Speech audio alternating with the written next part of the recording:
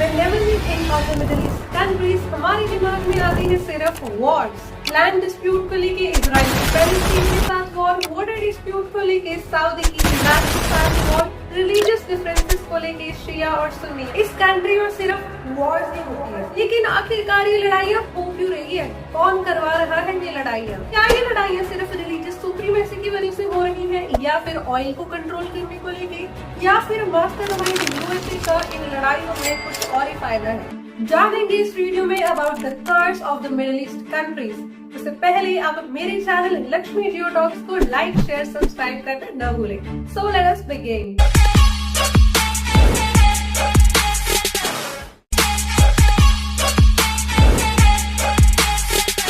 वैसे दोस्तों, आज के मिडिल ईस्ट में कुल 17 कंट्रीज हैं, जिसमें से 11 कंट्रीज जो है वो सिर्फ लड़ाई ही कर रही हैं। पहले अगर हम बात करें इस रीजन के नेम की, विच इज मिडिल ईस्ट, तो यहाँ पे मिडिल ईस्ट जैसा कुछ भी नहीं दिखता है। But this is a term which is popularised in 1850s by the Britishers. Middle east एक जोग्राफिकल टर्म से ज्यादा पॉलिटिकल टर्म है। लेकिन ये मिडिल ईस्ट कंट्री की लड़ाई की जड़ आज से नहीं पनपी है, बल्कि ये बहुत पहले ही लिखी जा चुकी थी। तो इसीलिए हम जानते हैं मिडिल ईस्ट कंट्री की हिस्ट्री को।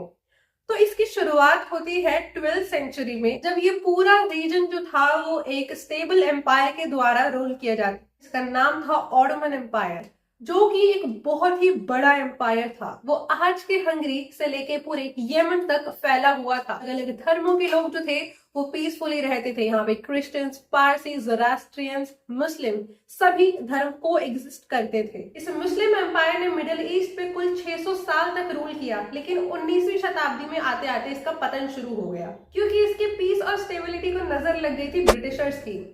ये वही टाइम है 9th सेंचुरी, जब ब्रिटिशर्स जो थे वो अपनी कॉलोनीज बना रहे थे बाकी देशों को, और वो एक्सपैंड कर रहे थे।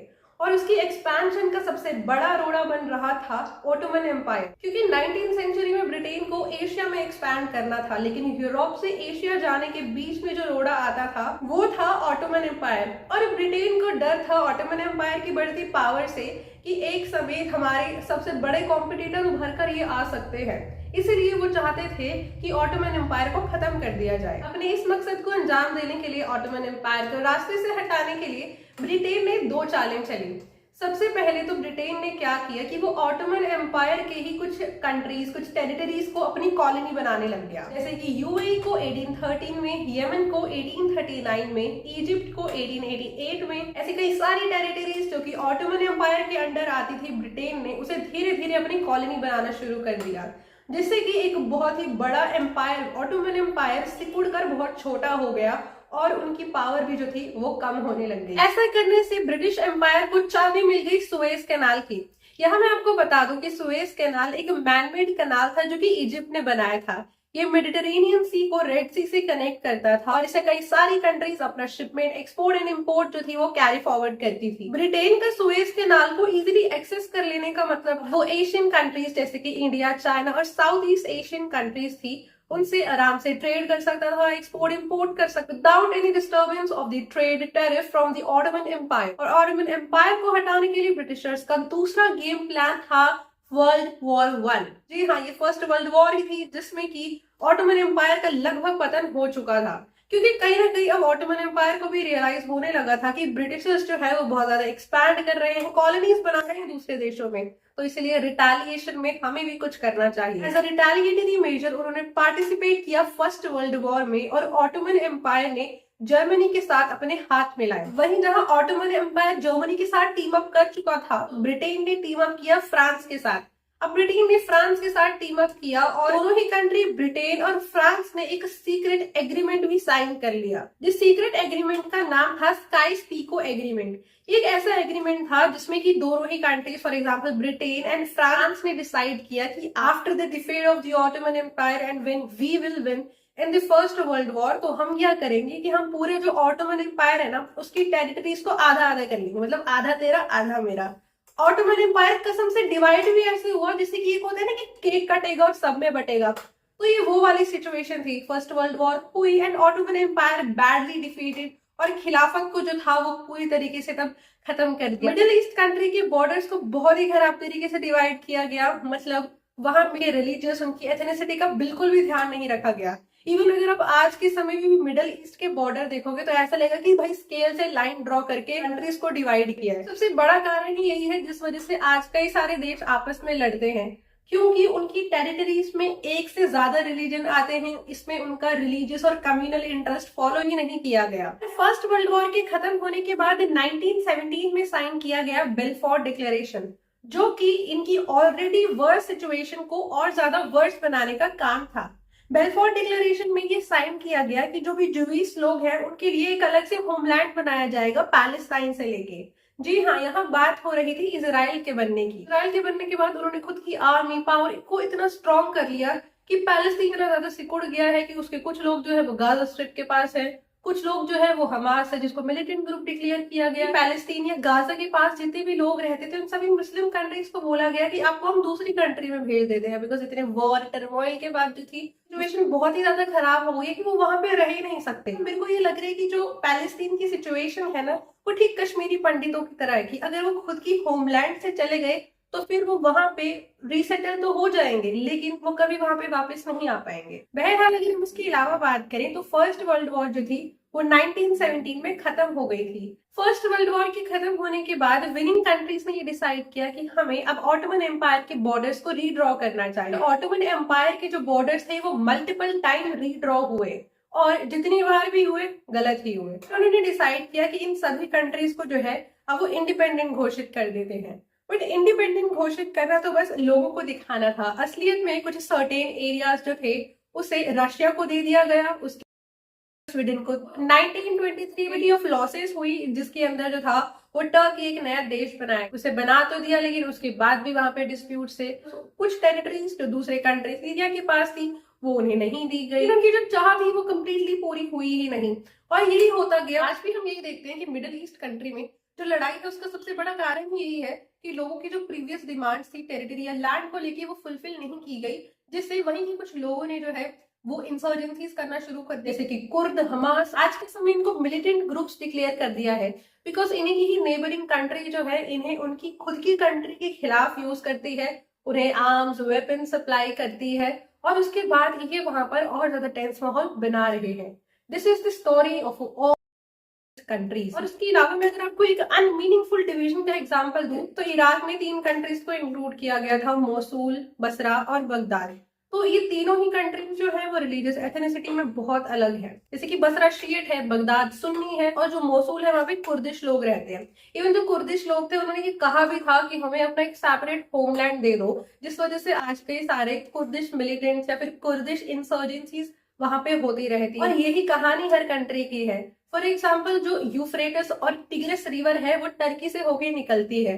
अब इन दोनों रिवर्स जो है ये एक मेन वाटर सप्लाई है जो कि सीरिया और इराक को जाती है, लेकिन अब ये निकलती टर्की से है, और टर्की ने इस पे जानबूझ के डैम्स बना दिए जिससे कि वो सीरिया और बगदाद की वाटर सप्लाई को कंट्रोल करता है। वहां पे इस वजह से भी डिस्प्यूट होते हैं। लेकिन आपने सुना है ना कि 2 बिलियन की लड़ाई में बंदर फायदा ले जाता है, तो ठीक वैसा ही फायदा ब्रिटेन और यूएसए ने यहाँ पे कुछ लिया। अगर हम बात करें कि भाई Britain and countries like USA today and at that time also was so obsessed with Mediterranean, मतलब क्यों ब्रिटेन जो था वो मेडिटेरेनियन को कैप्चर करना चाहता था, वाज बिकॉज ऑफ ऑयल। जी हाँ, ये सभी कंट्रीज जो है वहां पे बहुत ज्यादा ऑयल फील्ड्स इन्होंने डिस्कवर की ड्यूरिंग 1930s। जैसे कि अगर मैं आपको बताऊं तो जब मेडिटेरेनियन के रीजन में ऑयल फील्ड डिस्कवर नहीं हुई थी तो उससे पहले जो पूरे वर्ल्ड का ऑयल सप्लाई थी उसको कंट्रोल करता था यूएसए, क्योंकि उससे पहले जो था during the 19th century 80% of the oil जो था वो यूएसए से आता था और वो उसे एक्सपोर्ट करता था। इस वजह से ऑयल रिक्वायरमेंट के लिए सारी ही कंट्री जो थी वो यूएसए पे डिपेंडेंट थी। और ब्रिटेन ये चीज समझ गया था कि जिसका तेल पे राज होगा वो पूरी दुनिया पे राज करेगा, तो इसीलिए उन्होंने अपनी डिपेंडेंसी को जो है वो खत्म करने के लिए यूएसए से उन्होंने मेडिटेरेनियन में जो है वो ऑयल्स की डिस्कवरी करना शुरू की, ऑयल फील्ड्स की डिस्कवरी करना शुरू की, और वो सक्सेसफुल भी हुए। इसमें 1930s ऑनवर्ड कई सारी मेडिटेरेनियन कंट्रीज में जो है वो ऑयल डिस्कवर होने लगा। सऊदी अरेबिया में 1938, इसके अलावा सीरिया, बसरा, मोसूल ऐसी कंट्री में कई सारे ऑयल फील्ड्स डिस्कवर होने लगे। लेकिन दिक्कत ये थी कि ये सभी जो कंट्रीज थी वो रिलीजियस एथनिसिटी में एक दूसरे के साथ बिल्कुल भी they are so different from each other. तो इन सभी मेडिटेरेनियन कंट्रीज में ऑयल की डिस्कवरी होने की वजह से जितनी भी फॉरेन सुपर पावर कंट्रीज थी, फॉर एग्जांपल यूएसए, ब्रिटेन और सोवियत कंट्रीज, इन्होंने मेडिटेरेनियन कंट्रीज में एंटर होकर जो थी वो प्रॉक्सी वॉर थी। बिकॉज हर कंट्रीज को अपना अपना फायदा निकालना था और उन्हें ऑयल रिजर्व्स को कंट्रोल करना था। वो महज एक कठपुतली की तरह थी। उन्हें कंट्रोल किया यूएसए, सोवियत यूनियन और ब्रिटेन जैसे बड़े देशों ने। दो एग्जांपल्स देके बताती हूँ कि कैसे ब्रिटेन और यूएसए ने इन कंट्रीज की सिचुएशन को वर्स ऑफ वर्स बना दिया।